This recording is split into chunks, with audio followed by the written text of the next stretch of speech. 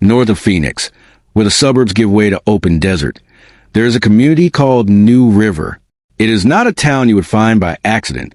There is no stoplight, no downtown, just ranch fences, dirt roads, and the kind of quiet that makes people leave their doors unlocked. For 25 years, that quiet had a rhythm to it. Every Sunday, a small congregation gathered at a modest building called New River Bible Chapel.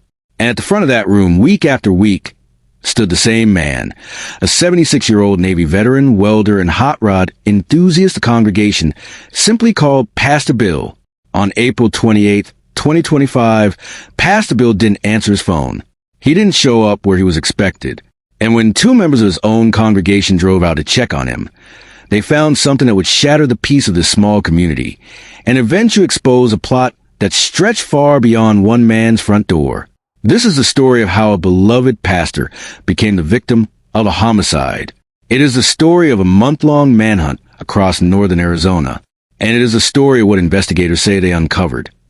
Not a random act of violence, but the first strike in an alleged plan to kill more than a dozen religious leaders across the country. What follows is drawn entirely from public court records, statements from the Maricopa County Sheriff's Office and Maricopa County Attorney's Office, and reporting from journalists who covered this case as it unfolded. The man charged in this case has pleaded guilty, and that plea has been accepted by a court, but sentencing has not yet occurred. Where we describe events before that point, we describe them as what they were at the time: allegations, not proven facts, and a defendant entitled to presumption of innocence. This is the murder of Pastor Bill Schonemann. To understand what New River lost, you have to understand who William Schonemann was. Friends and family who spoke to reporters in the weeks after his death described a man shaped by service. First to his country, then to his community. According to his son, Randall Schonemann, who spoke with the Arizona Republic, his father was a U.S. Navy veteran who had served during the Vietnam era. That instinct towards service didn't end when his military days did. It simply found a new outlet, the pulpit. For roughly a quarter of a century, Schonemann served as pastor of New River Bible Chapel. Those who knew him didn't describe a distant religious authority. They described a mechanic in work boots who happened to also lead Sunday services. A man equally comfortable quoting scripture or diagnosing a carburetor problem. Friends told Fox 10 Phoenix that Schonemann was a fixture at the weekly Red Devils Hot Rod Club meetings in a West Phoenix parking lot, where he had repaired or improved several members' vehicles over the years. One club member, Richard Cordelas, recalled a moment when he was going through a difficult period in his life. Schonemann invited him back to the church, sat with him, and, in Cordelas' words to Fox 10, put a hand on his head in a gesture Cordelas described as an act of comfort and forgiveness. Cordelas told the outlet the world was better for Schonemann, having been in it. Other accounts echoed the same themes. Diane Brown, a friend and longtime congregation member, told 12 News she could not imagine anyone in the world who would want to hurt him. She described the church as a small flock that had lost its shepherd. By trade, Schonemann was a welder. Neighbors told local reporters he was known around his property for tinkering, building custom cars, working on the kind of restoration projects that take years, not weekends. He was also, by more than one account, a familiar face at a nearby Circle K, where he'd make regular runs for hot dogs and Dr. Pepper. Small, human details that painted the picture of a man deeply woven into the fabric of an unassuming desert community. He was 76 years old. And according to nearly everyone who spoke publicly about him, he spent the overwhelming majority of those years trying to help other people. New River sits in the far northern reaches of Maricopa County, a rural pocket in one of the fastest growing metro areas in the country. It is the kind of place people move to specifically because it isn't Phoenix, because the lots are bigger, the neighbors know each other, and the nearest stranger is usually a long drive away. New River Bible Chapel had been part of that landscape for decades, a small congregation rather than a megachurch, the kind of place where a pastor doesn't just deliver a sermon. He knows the names of everyone in the room, and often their children and grandchildren too. That closeness is what made the aftermath so disorienting for the people who lived there. Mike Anders, a neighbor of Schonemann's, told Fox 10 that in the days after the killing, he and others in the area started locking their doors at night. Something, he said, they simply weren't used to doing. He described the uncertainty of not knowing whether the person responsible was a stranger, someone connected to the pastor, or something else entirely. For a congregation this size, the pastor isn't a distant figure at the top of an organization. He is often the entire structure that holds the community together.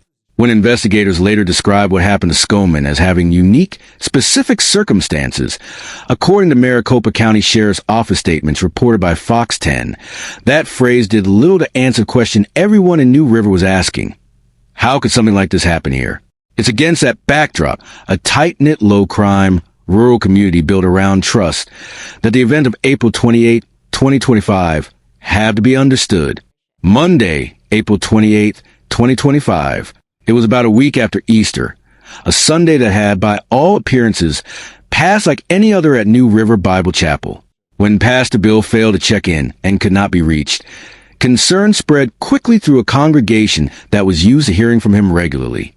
According to reporting from ABC 15 and the Maricopa County Sheriff's Office, 2 members of his congregation drove to his home near 16th Street and Cavalry Road to check on him. What they found prompted an immediate call to law enforcement. Maricopa County Sheriff's Office deputies responded that evening to a report of a deceased elderly male. When they arrived, according to the Sheriff's Office, they located Schonemann's body inside the home and immediately suspected foul play. Here, the documented facts and the disturbing details begin to align. According to Maricopa County Attorney's Office, Schonemann's body had been positioned with his arms outstretched, a positioning multiple outlets, citing law enforcement sources, described as resembling a crucifixion. Fox 10 Phoenix, citing sources, reported that he was found in his bed with his arms spread wide and his hands pinned to the wall behind him. We want to be direct with viewers here. These are not details we are including for shock value. They are documented facts from law enforcement and prosecutors that go directly to the nature of the crime scene investigators encountered, and, as we'll explore later in this documentary, to the alleged motive prosecutors would eventually lay out in court. The Maricopa County Medical Examiner's Office would go on to formally rule Schonemann's death a homicide. At that early stage, however, investigators released very little. The Sheriff's Office told Fox 10 there were, in their words, unique and specific circumstances to the case, while emphasizing there was no ongoing threat to the broader community, a claim that, notably, investigators would later have to walk back as the scope of the alleged plot became clear. No suspect, no motive, no arrest, just a community in shock, and a family beginning to process the unimaginable. In the days immediately following discovery, the Maricopa County Sheriff's Office processed the scene at Schonemann's New River home.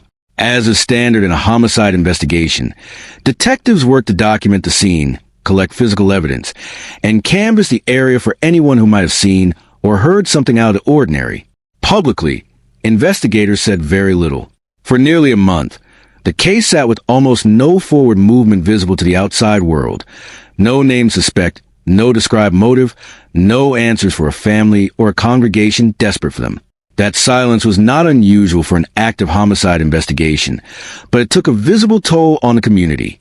Randy Schonemann, the pastor's son, later told 12 News he was still processing the fact that he would never hear his father's voice on the phone again. By late May, roughly a month after the killing, the Sheriff's Office confirmed a new development. There was now a person of interest in the case. Deputies would not release that person's name, nor confirm whether the individual was in custody. What they did confirm, according to ABC 15, was that they no longer believed there was an active threat to the community. Though, again, that assessment would later prove more complicated than it first appeared. Behind the scenes, investigators say they were building a case using physical evidence recovered from the scene at Schonemann's home. According to the Maricopa County Attorney's Office, detectives would ultimately connect a suspect to the murder through evidence found at the victim's home, evidence from a separate burglary in nearby Cave Creek, and items recovered from a stolen truck and a backpack. But to understand how investigators got there, we need to step back and follow a trail that didn't start in New River at all. It started 2 days earlier, in a very different kind of crime, more than 100 miles away. According to court documents in the Maricopa County Attorney's Office, the events connected to Schonemann's murder actually began 2 days before his body was found. On April 26, 2025, prosecutors allege a home in Cave Creek, not far from New River, was broken into, and a pickup truck was stolen from the property. That stolen truck will become the thread investigators pulled to unravel the entire case. 2 days later, the same day Schonemann's body was discovered, the truck resurfaced roughly 100 miles north in Sedona. According to Sedona Red Rock News, citing court records, Sedona police responded around 9:50 a.m. on April 29th to a report of a burglary in progress. A homeowner had called 911 after spotting a man walking through her house on her interior security cameras. That afternoon, a Sedona police officer spotted the stolen truck and attempted to stop it, triggering a vehicle pursuit south out of the city. The truck was eventually located, but the driver was not yet. The next day, April 30th, surveillance cameras captured a man going through a homeowner's belongings in a garage, again in Sedona, according to prosecutors. That same day, law enforcement caught up with him. He was found hiding at a campsite near a trailhead outside the city, notably, according to Fox 10 Phoenix, close to Sedona's well-known Chapel of the Holy Cross.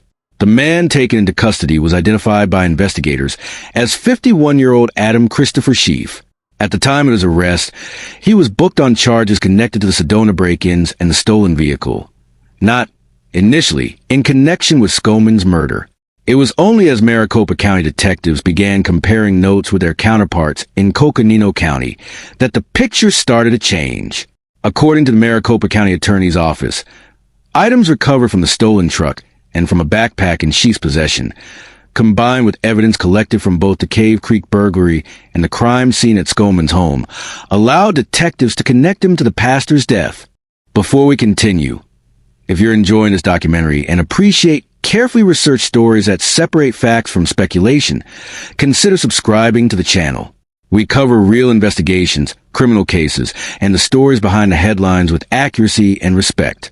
If you'd like to support more documentaries like this, give this video a like. It really helps us reach more viewers. Now, let's continue with the investigation. By early June, the Maricopa County Sheriff's Office confirmed publicly that they had identified a suspect in Schonemann's killing.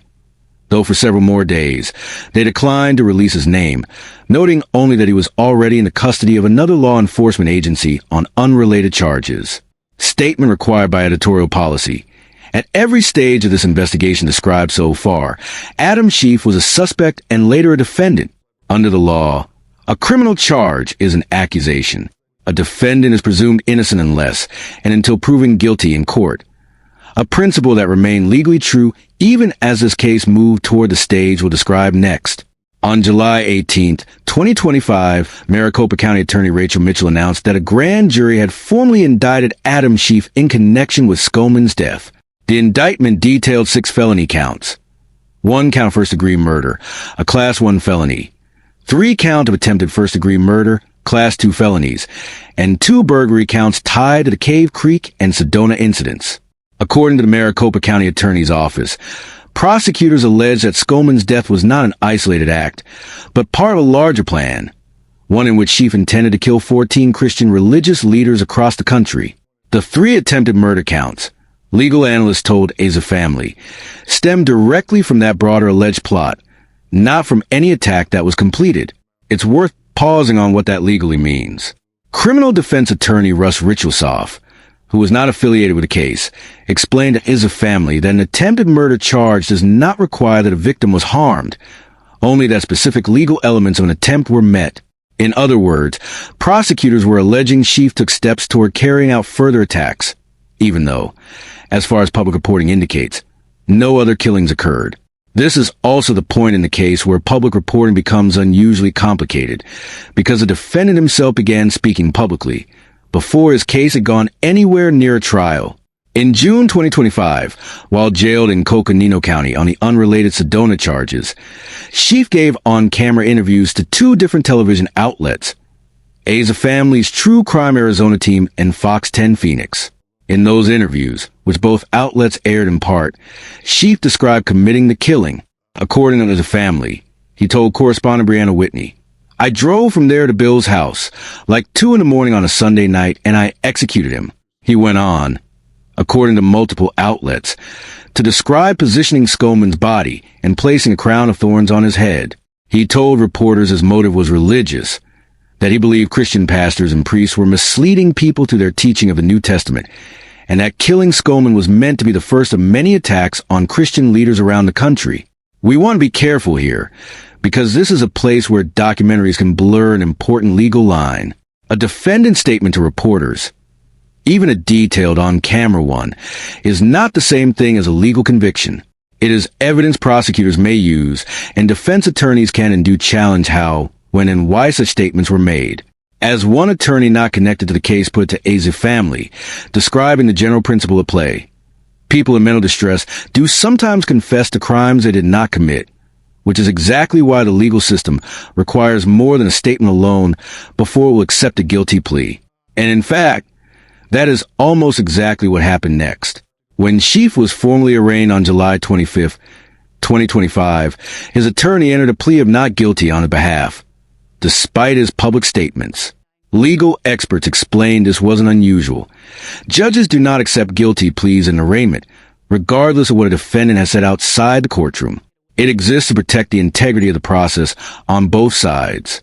At every point up through the stage of the case, Adam Schief remained, as a matter of law, a person charged with crimes but presumed innocent unless and until a conviction was legally entered by a court. While the legal process ground forward, New River Bible Chapel had to do something no small congregation is ever prepared for: grieve its pastor publicly in the full glare of statewide and even national media attention. The story drew coverage far beyond Arizona, in part because of the disturbing staging investigators described, and in part because of the religious themes at the center of the alleged motive. National outlets picked up the case, and organizations focused on issues facing Christian communities, like International Christian Concern, reported on it as well. For the people who actually knew Pastor Bill, that attention came with a strange kind of dissonance. Headlines built around the most gruesome details of his death, standing at odds with the man his community remembered. Diane Brown's words to 12 News captured that tension directly. A congregation describing itself as a flock that had lost its shepherd tried to hold on to peace even as they struggled to accept how his life had been taken. Randy Schonemann, navigating grief in public view, told reporters he doubted he would ever truly understand the person responsible, but that identifying a suspect at least represented a step toward justice, even if it could never undo the loss. For a church small enough that everyone knew Pastor Bill personally, and a town small enough that a locked door was itself a kind of local news, the healing process would take considerably longer than any single court date. To understand where this case ultimately went, it helps to understand a few basic principles of how the American criminal justice system works. Principles that shape nearly every twist in the Schief case. First, a grand jury indictment, like the one handed down in July 2025, is not a verdict. It's a formal decision by a group of citizens that prosecutors have presented enough evidence to justify moving forward with charges. It is, in essence, the starting gate of a criminal case, not the finish line. Second, the presumption of innocence doesn't disappear just because a defendant makes public statements. As defense attorneys interviewed throughout this case repeatedly emphasize, courts require far more procedural safeguards before entering a conviction. Competency evaluations, formal pleas enter on the record, and in capital cases like this one, additional layers of review specifically because a death sentence is the most severe and irreversible penalty in the legal system. That last point mattered enormously in this case because, as we'll explore in the next chapter, Schief did not simply wait quietly for a trial. He repeatedly and unusually tried to accelerate his own case toward the harshest possible outcome, and the court's insistence on following proper procedure anyway became one of the most striking parts of the story. Third, and finally, burden of proof. Even a defendant's own confession does not relieve prosecutors of the obligation to prove their case according to rules of evidence, and it does not relieve a court of its obligation to ensure a plea, guilty or otherwise, is made knowingly, voluntarily, and competently. That obligation is not a technicality.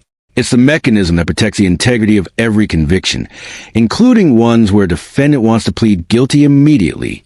For nearly a year after his arraignment, Adam Schief's case moved through a series of increasingly unusual court appearances.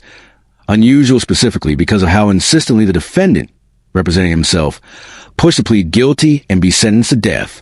In March 2026, Schief attempted to enter a no contest plea during a hearing over prosecutors' objections. When the judge rejected that, he then attempted to plead guilty outright and accept the death penalty. The judge refused that plea as well. According to Fox 10 Phoenix, Schief told the court directly that he confessed to the FBI before he was even indicted, had given interviews to 4 separate media outlets, and had never disputed what he'd done, arguing the process was dragging on unnecessarily for both his family and the victims. But because this was a capital case, the law required more than Schief's willingness to plead guilty. A judge ordered a formal competency evaluation, a process that, by its nature, takes time, regardless of how the defendant feels about the pace of his own prosecution. In April 2026, according to the Maricopa County Attorney's Office, as reported by church leaders and AZFamily, Schief's position changed. He asked to plead guilty to all count in exchange for a natural life sentence rather than death, a shift the prosecutor attributed, in court, to the recent deaths of Schief's father and stepmother in a plane crash in Marana, Arizona. That request led to a final hearing on June 5, 2026. A Maricopa County judge accepted a plea agreement in which prosecutors agreed not to pursue the death penalty. Schief pleaded guilty to all charges, including first-degree murder. Randy Schonemann, listening virtually, told the court that the family was, in his words, content with a natural life sentence, a sentence that finally offered the family something the case had lacked for over a year, certainty. As of this documentary's release, Adam Schief is scheduled to be formally sentenced on August 14, 2026, where a judge is expected to impose the agreed-upon sentence of natural life in prison. Because that sentencing has not yet occurred, some procedural steps in this case remain technically pending. But the guilty plea itself has already been accepted by the court, meaning Schief's legal status has moved from defendant presumed innocent to convicted defendant awaiting sentencing. More than a year after Pastor Bill Schonemann's death, New River is still, in many ways, the same small community it always was. Quiet roads, wide open sky, neighbors who know each other's names. But something did change. Doors that used to stay unlocked now don't. A congregation that used to gather around one voice every Sunday has had to learn, slowly, how to gather without it. What the public record shows is this. A 76-year-old pastor, welder, and Navy veteran was killed in his own home in a way investigators and prosecutors say was deliberately staged and religiously motivated. One act, prosecutors alleged, in a plan that reached far beyond a single victim. A month-long investigation connected a stolen truck, a string of burglaries 100 miles away, and physical evidence back to one man. That man ultimately confessed publicly, was indicted, spent over a year trying to accelerate his own path toward execution, and, after the law required a careful, deliberate process he tried repeatedly to skip, pleaded guilty in a courtroom, with a sentencing date now on the calendar. Throughout that process, the justice system did something worth noting. It refused to move faster than the law allowed, even when the defendant himself was the one pushing hardest for speed. That, according to the attorneys who spoke publicly about this case, is not the system failing to work. It's the system working exactly as designed, even for, and especially for, the cases that seem the most certain from the outside. William Bill Schonemann dedicated much of his life to serving his community. His death left a lasting impact on those who knew him, while the criminal case that followed continues through the justice system. As with every criminal prosecution, the facts will ultimately be determined in court. Until then, the legal process continues, and Pastor Bill's legacy remains at the heart of the story. Thank you for watching this documentary. If you found this investigation informative, please consider subscribing for more in-depth documentaries covering true crime, major investigations, and high-profile criminal cases. We focus on verified facts, careful research, and balanced reporting because every story deserves accuracy, not speculation. If you have thoughts about this case, share them in the comments below. But please keep the discussion respectful of everyone involved, and remember that ongoing legal matters should be discussed responsibly. Don't forget to like this video and turn on notifications so you never miss our next investigation. Thanks for watching, and we'll see you in the next documentary.